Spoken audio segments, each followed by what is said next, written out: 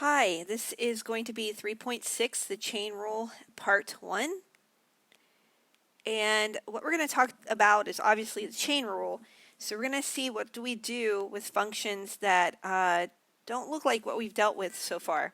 So we know the derivative of f of x equals x squared is 2x, right? No problems. But what do we do when we have a composed function? In other words, what do we do when we have f of x and inside the parentheses we have a binomial 3x plus 1, and then we're squaring that? So do we do the same rule? Do we take and bring the 2 down and then leave whatever's inside parentheses alone and then raise it to the first power? Well, let's see if that's true. Let's look at the function again. Let's look at f of x equals 3x plus 1 squared. For starters, I'm going to get rid of this by multiplying 3x plus 1 times 3x plus 1. And if we do that, we get 9x squared plus 6x plus 1. So the function is actually 9x squared plus 6x plus 1. Now, let's go ahead and take the derivative of this function. So we take the derivative of that trinomial, we get 18x plus 6. So is 2 times 3x plus 1 the same as 18x plus 6? And the answer to that is no, because when I distribute the 2 through 3x plus 1, I get 6x plus 2. So here we go, 6x plus 2 does not equal 18x plus 6. So now we have to figure out what is the rule that we have to use when we have a composite function. So let's check out the theorem here, and it says if y equals f at u and u equals g of x, then y equals f of g of x. So basically what we're doing is we're embedding that function.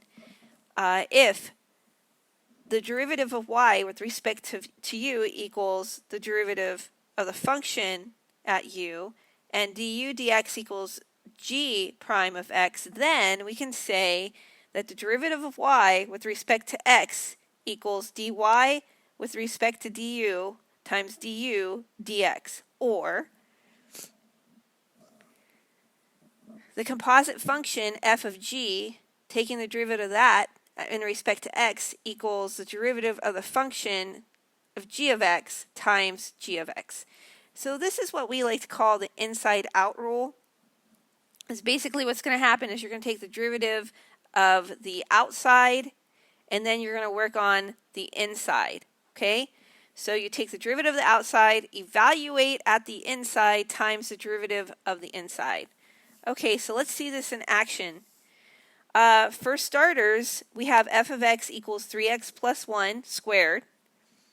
And we got to figure out what's the inside, what's the outside, right?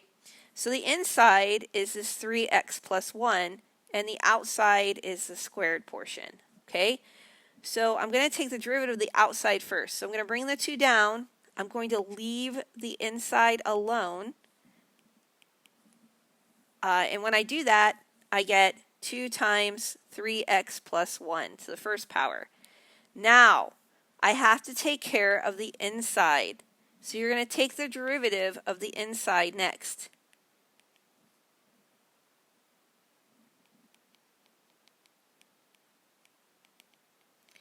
Okay, so I have 2 times 3x plus 1, and I take the derivative of the inside.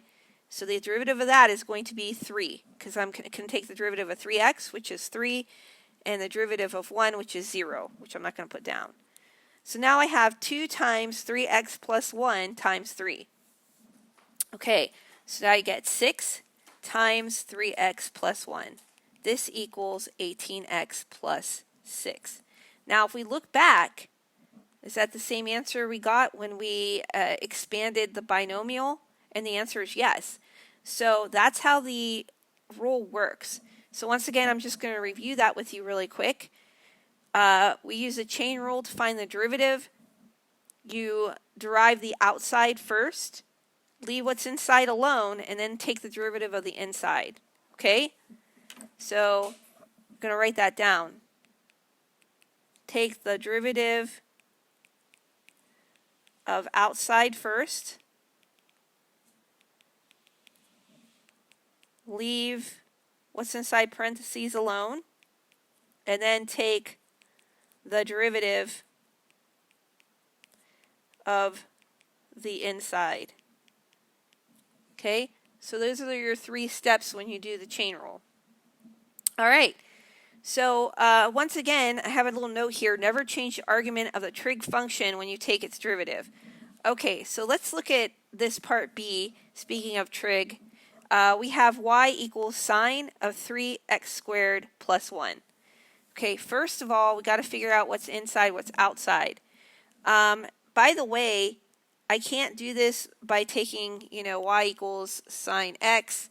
We know that the derivative of sine x equals cosine x.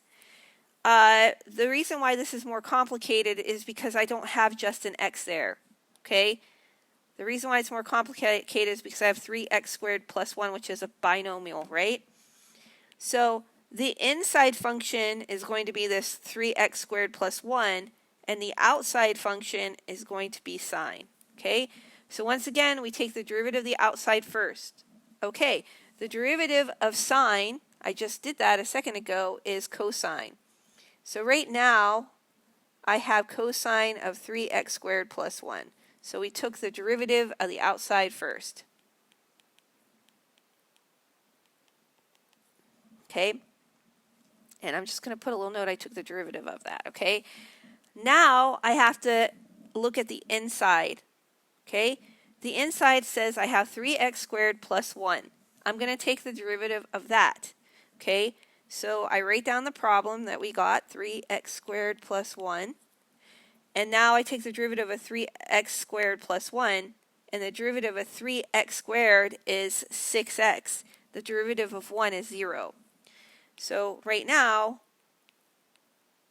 I have the derivative of y equals cosine of 3x squared plus 1 times 6x.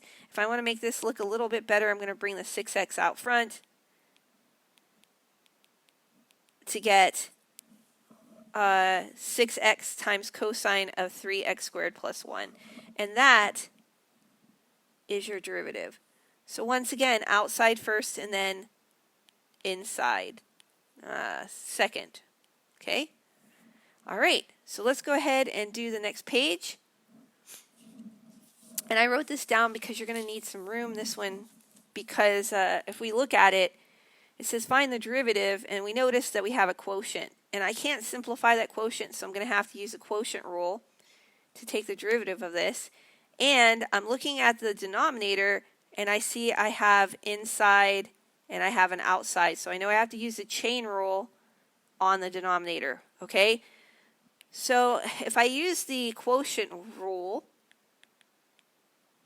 to find the derivative, remember it's low derivative of high minus high derivative of low over the square of what's below, or you can say low, whichever. So that's what we get. So let's go ahead and find the derivative of both the numerator and the denominator, the high and the low function, right? So the high function is 3, and the derivative of the high function equals 0. Okay? The low function is 6r cubed minus 7r to the 4th power, and the derivative of the low function, now I use the chain rule, okay? So I'm going to little note chain rule here. Okay, so I'm going to bring the 4 down, and I have 6r cubed minus 7r to the 3rd power. And now I have to do the inside function, and if I take the derivative of that, I get 18r squared minus 7, okay? And I'm going to leave that function alone like that when I plug it in, and you'll see why in a couple minutes. So let's use the quotient rule and write this out. So once again, low derivative of the high minus high derivative of low over the square of what's below. Okay, so let's go ahead and do this. The low function was 6r cubed minus 7r to the fourth power. Okay, times the derivative of the high function, so this is times 0. So that piece is going to zero out. Minus the high function was 3, and then the derivative of the low function is going to be 4 times 6r cubed minus 7r cubed times 18r squared minus 7r. Okay, all over the low function squared. So we have 6r cubed minus 7r to the fourth power, and then we're going to square that. I accidentally said cubed, but we're going to square it.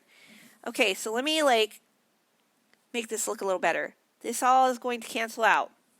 So I'm going to go ahead and put the minus with the 3. Negative 3 times 4 times 6r cubed minus 7r to the third power times 18r squared minus 7 all over 6r cubed minus 7r to the 8th power. Okay?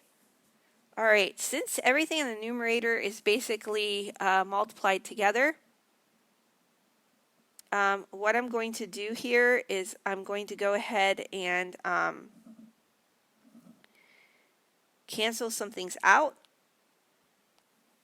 So we're going to cancel out this and this. So we're going to reduce that down. So this becomes negative 12 times 18r squared minus 7 all over 6r cubed minus 7r to the 5th power. Okay. The last step, just to make this look a little bit better, is to go ahead and distribute these values. So 12 times 18 will give me 216. It's negative r squared. And then negative 12 times negative 7 will give me a positive 84 all over 6r cubed minus 7r to the 5th power. So this is my answer. Okay, let's look at the next one, and then that'll be the end of part 1.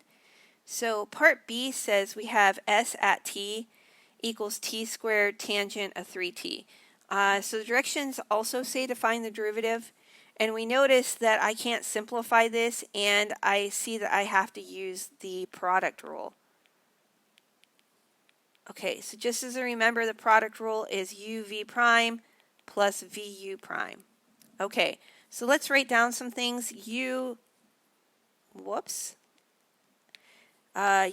equals t squared, so u prime therefore equals 2t. V equals tangent at 3t, and I notice that I have to use a chain rule because it's not just tangent x. So I'm going to use the chain rule to find the derivative of that. So once again, we take the outside function first, so the derivative of tangent is secant squared of 3t, and then we're going to take the derivative of the inside, so the derivative of 3t is 3. So I'm going to write that as 3 secant squared of 3t. So that's what the derivative of v is. Okay, so let's put the pieces together. So uv prime plus vu prime. So u once again was t squared. V prime is 3 secant squared of 3t plus v is tangent of 3t times u prime, which is 2t. Okay, so we just have to make this look a little bit better. I'm going to go ahead and bring the 3 times t squared together, and then I'm going to write secant squared of 3t plus 2t times tangent of 3t. And that's about all I can do with that. I can't really do anything else. So that's my answer.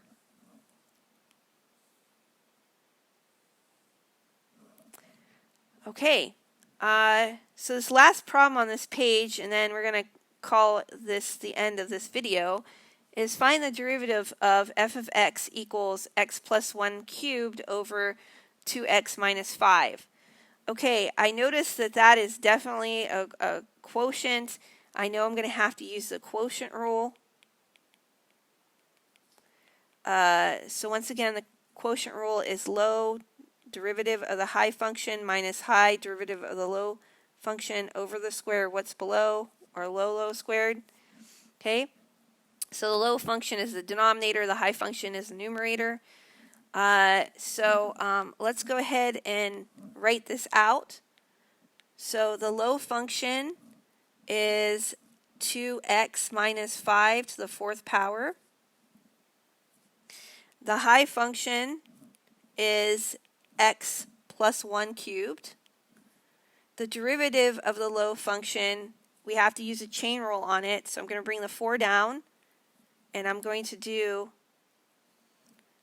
2x minus 5 to the 3rd power, and then times, I have to take the derivative of the inside, which the derivative of the inside is going to be 2. So that becomes 8 times 2x minus 5 to the 3rd power. Okay, the derivative of the high function, I have to use a chain rule on that as well. So this becomes 3 times x plus 1 squared. And then taking the derivative of the inside function, the derivative of x is 1. So this becomes 3 times x plus 1 squared. Okay, so we have the derivative of the high function, the derivative of the low function, and I wrote out the low and the high function. So now all I have to do is put the pieces together. All right, so the numerator, low d high, minus high derivative of low over the square of what's below. Okay, the low function was 2x minus 5 to the 4th power times the derivative of the high function, which is 3 times x plus 1 squared, minus high d low. The high function is x plus 1 cubed times the derivative of the low function is going to be 8 times 2x minus 5 cubed. All over the low function, which is 2x minus 5 to the 4th power squared. Okay, so once again, I'm just going to double check this. Low is 2x minus 5 to the 4th times the derivative of the high, which is 3 times x plus 1 squared, minus high function, which is x plus 1 cubed, times the derivative of the low function, which is 8 times 2x minus 5 to the 3rd power. Okay, over the square, what's below, the low function, or the denominator, is 2x minus 5 to the 4th power squared. Okay, so everything looks good. All right, so the next thing you're going to do is we're going to make this look a little bit better. And what I'm going to do is, because I'm dividing sort of by a monomial, I'm going to break it up into pieces and simplify. So I'm going to have 2x minus 5 to the 4th power times 3x plus 1 squared, all over 2x minus 5 to the 8th power, minus x plus 1 cubed times 8 times 2x minus 5 to the 3rd power over 2x minus 5 to the 8th power. So now what I'm going to do is I'm going to simplify this down. So I can do that. So I'm left with 3 times x plus 1 squared over 2x minus 5 to the 4th power. And then I'm going to take care of this. So I get minus 8 times x plus 1 cubed over 2x minus 5 to the 5th power. And that's about all I can do with that. I really can't do anything else. So yeah, so that's it.